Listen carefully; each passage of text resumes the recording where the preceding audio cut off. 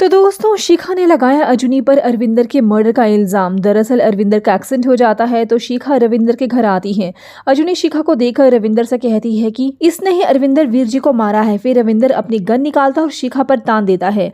रविंदर गुस्से में शिखा से कहता है कि जिस शख्स ने मेरे बेटे की जान ली है उसे मैं चीर कर रख दूंगा और तब तक मैं चुप नहीं बैठूंगा। शिखा रोते हुए कहती है कि मैंने कुछ नहीं किया है, मैं तो अरविंदर जी से प्यार करती थी। रविंदर कहता है सच सच बता, अरविंदर के साथ क्या हुआ? तो शिखा कहती है कि मुझे कुछ नहीं पता।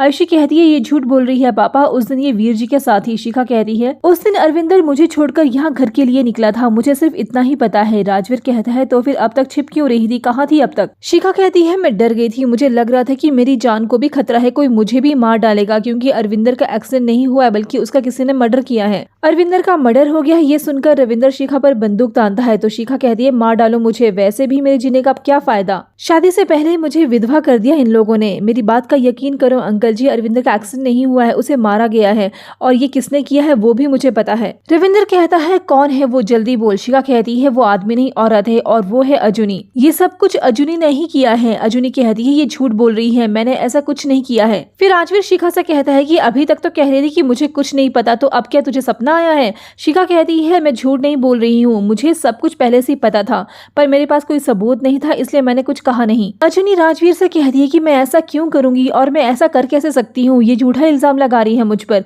शिखा रविंदर से कहती है कि इसने मेरे सामने ही अरविंदर जी को मारने की धमकी दी थी, इसने मार दिया उनको। फिर राजवीर शिखा से कहता है कि बस कर, और कितना झूठ बोलेगी, खुद का गुनाह छिपाने के लिए सारा का सारा इल्जाम अजूनी पर डाल रही है। शिखा रविंदर से कहती है कि अजूनी इस घर की बहू है इसलिए सब इसकी बात पर विश्वास करेंगी, मेरी बातों पे कोई क्यों विश्वास करेगा? रविंदर कहता है यहाँ मेरा बेटा मरा है और तुम दोनों बिल्लियों की तरह एक दूसरे को नोच रही हो। तो भाई अरविंदर की तो हो गई है मौत, लेकिन क्या सच में ऐसा हुआ है या फिर अरविंदर की कोई नई चाल है? जानने के लिए जुड़े रहिए हमारे चैनल टेली क्लब से। इस तरह की अपडेट्स के लिए चैनल को सब्सक्राइब करना ना भूलें।